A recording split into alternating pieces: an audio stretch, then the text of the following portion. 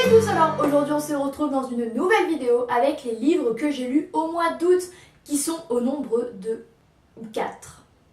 Alors le premier livre que j'ai lu au mois d'août, il s'agit de Un dernier mot avant de partir de Cédric Castagnier. Je vous en ai parlé récemment sur le blog, donc en fait ce livre-ci je l'ai connu et je l'ai acheté sur un marché littéraire dans le sud en juillet.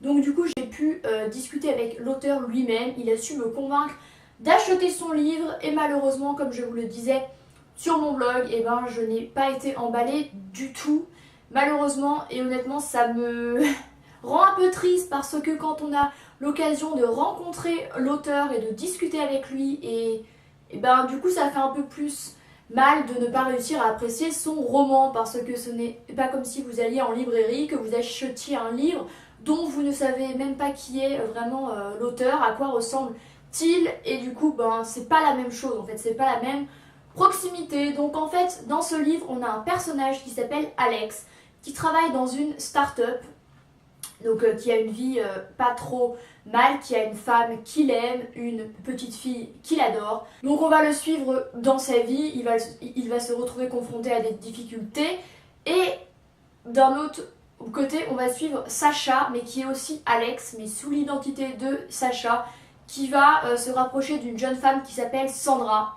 Et en fait on ne comprend pas pourquoi il fait ça, alors qu'il est très heureux avec sa femme Mel et sa petite fille Anna. Et en fait on ne comprend pas du tout ses intentions, il reste très mystérieux.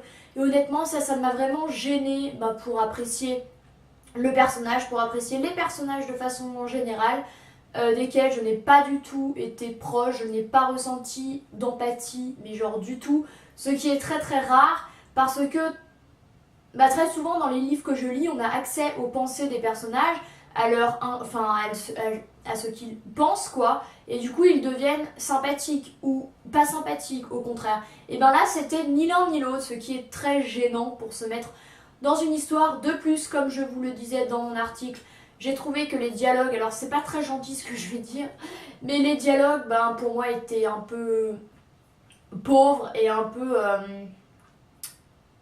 enfantin quoi, voilà. En gros il y avait des tirets, un personnage parlait, l'autre lui répondait, l'autre parlait, il n'y avait aucun temps de pause ou de respiration dans la page, ce qui fait qu'on n'a pas du tout accès aux pensées du personnage lorsqu'il dit une phrase, ce qui est hyper rare. Ce genre de truc en fait où on peut comprendre ce que la personne pense, il n'y a pas dedans. Ce qui est très très dérangeant, en fait c'est des répliques qui fusent comme ça, comme si un peu gratuitement, et du coup voilà.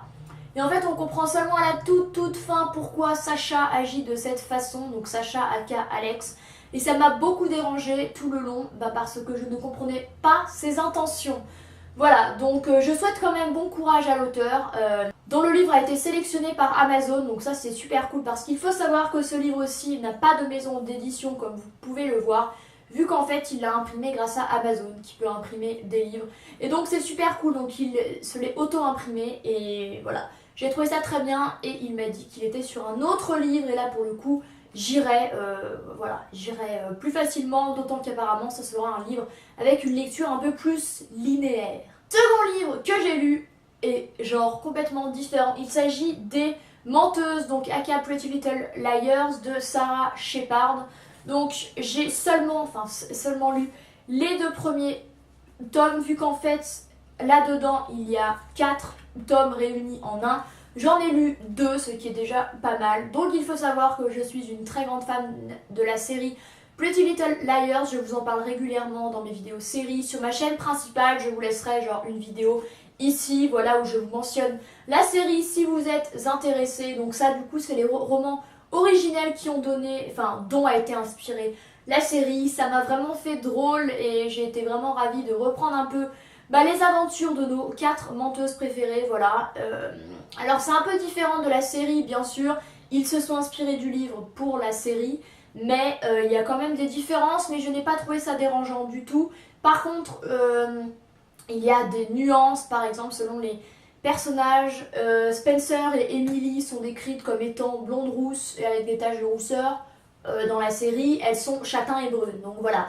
Mais bon, c'était quand même super cool. Je vais pas vous en dire tellement plus parce que Ça se suit, mais en gros, si vous ne connaissez pas l'histoire, il s'agit de 4 jeunes femmes qui sont au lycée et qui, quelques années plus tôt, ont vu leur amie Allison disparaître. Et là, en fait, on va la retrouver morte. Donc on va suivre un peu ces 4 amies qui se sont vraiment séparées les unes des autres, se rapprocher lorsqu'elles vont recevoir des messages d'un certain A qui les menace et qui connaît un peu tous leurs secrets. Donc elles vont vivre un peu dans dans le stress, dans l'anxiété. Honnêtement, je n'aimerais pas du tout être à leur place. Et autre petite chose, si vous êtes fan de la série et que vous voulez lire les livres, alors ne soyez pas surprise, mais au début elles sont genre en 5e, alors que dans la série elles sont genre en 3e. Et je trouve que dans la série c'est plus crédible parce que là j'avais du mal à visualiser les actrices de la série comme étant beaucoup plus jeunes, alors que déjà dans la série elles sont bien plus vieilles que les personnages qu'elles incarnent. Donc bon, voilà, il y a des nuances, mais lorsque je lisais le livre, je visualisais clairement les actrices qui jouaient les rôles, c'est plus pratique. Et si vous avez lu les livres et pas regardé la série, je vous conseille 1000 fois de regarder la série. Et je pense que je reprendrai très bientôt pour finir les 3 tomes suivants. Et il faut savoir qu'il y a 14 tomes, voilà, donc ça fait 3 livres et demi comme ceci qui font 800 pages. Donc bon courage, mais franchement c'est trop bien, c'est addictif et voilà. Autre livre un peu plus tragique que j'ai lu ce mois-ci, il s'agit, du mois dernier plutôt, il s'agit de Rêve de garçon de Laura Gazischke. Alors, Laura Gazischke, c'est une auteure que j'avais découvert avec son livre Les Revenants, que j'ai lu il y a genre 3 ans et demi. Je l'avais adoré et depuis j'ai acheté quasiment tous ses livres, je les ai quasiment tous lus. Il m'en manque 4, dont le tout dernier qu'elle a sorti début septembre ou en juillet, récemment. Là j'en ai commandé 2, donc il m'en reste que 4 à lire. Et cette femme en fait, elle est spécialiste un peu dans les histoires tragiques qui détruisent le mythe américain. Et ça c'est hyper cool parce qu'elle a un regard très objectif sur la société américaine dans laquelle elle a vécu, elle a grandi. Et elle démonte un peu les clichés et montre un peu la vérité. Et c'est hyper cool. Donc dans ce livre-là, ça se passe, dans la fin des années 70. Ce sont 3 jeunes filles qui sont pom-pom girls, qui s'appellent Christy avec un I, Christy avec un Y et Désirée. Donc la première Christy et Désirée sont meilleures amies du lycée. Elles sont dans un camp de vacances réservé aux pom-pom girls. Elles sont avec une 3e fille qui s'appelle Christy, de laquelle elles sont pas hyper proches, bref. Et un jour, elles vont faire un tour en voiture et elles vont ôter leur haut, donc montrer leur poitrine, à 2 jeunes hommes qui passent en face en voiture. Donc eux, ils vont être stupéfaits, ça doit être la première fois de leur vie qu'ils voient des seins, c'est super cool. Et en fait, à partir de ce moment-là, les 2 jeunes garçons vont les suivre. Donc elles vont rentrer au camp, elles vont faire leurs activités, mais il va toujours y avoir cette présence des 2 jeunes hommes qui les espionnent en fait. Donc notre protagoniste principale, Christy avec un Y, va être la seule un peu qui va se voiler la face. Les 2 autres vont voir les garçons, vont se sentir très mal à l'aise d'être espionnés de la sorte. En fait, elles pensent toutes qu'il leur en veut, qu'ils sont obsédés par elle depuis qu'elles ont fait ça. Et c'est assez morbide, c'est une ambiance très lugubre en fait, parce que on imagine bien ce camp de vacances perdu dans la forêt, dans le fin fond des États-Unis, avec ces 2 jeunes hommes qui les espionnent.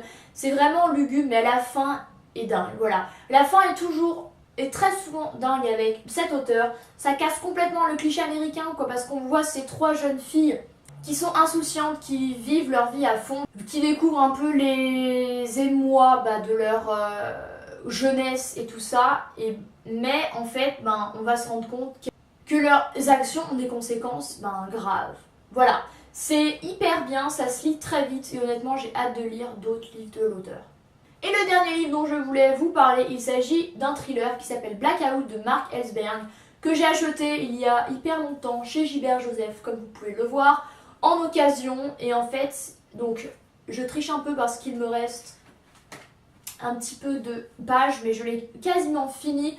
Donc l'histoire, il s'agit d'un blackout au niveau de l'électricité, du chauffage, de tout, en gros des centrales en Europe. Ça veut dire que du jour au lendemain, tous les pays européens, notamment en premier, je crois qu'il y a l'Allemagne, l'Italie, la France, la Belgique, le Royaume-Uni, qui vont se retrouver du jour au lendemain sans électricité, sans eau, sans chauffage, sans rien. Donc ça va devenir l'apocalypse. En fait, il va s'agir d'une attaque terroriste sans précédent. Les États-Unis vont être touchés après et en fait, on va avoir un policier français qui travaille à Europol à La Haye, qui s'appelle François Bollard, qui va travailler étroitement avec un hacker américain qui s'appelle Piero Manzano sur cette affaire-là, parce que c'est un truc mais sans précédent quoi. Tout le monde va se retrouver sans rien, il y en a qui vont mourir, les hôpitaux ne vont plus pouvoir prodiguer leurs soins, il n'y aura plus de nourriture, ça va être ça va vraiment être la dèche quoi, voilà. Et c'est un livre vraiment très intéressant sur les attaques terroristes numériques via ordinateur qui surviennent dans notre génération, voilà, qui est une guerre clairement de notre génération. C'est hyper intéressant, on va voir comment en 12 jours ils vont réussir à se sortir ou pas, je ne vais pas vous spoiler de ce problème-là, ils vont remonter la piste des terroristes. C'est hyper intéressant, parfois c'est un peu tragique tout de même parce qu'on va avoir des blessés qui ne vont pas pouvoir être soignés, on va avoir des gens qui vont mourir par manque d'eau, par manque de nourriture, mais malheureusement je trouve quand même que c'est un peu, c'est un peu le reflet de notre société finalement, avec les attaques terroristes qu'on a régulièrement dans le monde entier, mais qui sont des attaques physiques vu qu'ils tuent en vrai. Là c'est pas direct, c'est une attaque indirecte mais qui va avoir des conséquences désastreuses et c'est hyper intéressant, voilà. Et l'auteur a écrit un autre livre qui s'appelle Zéro, voilà.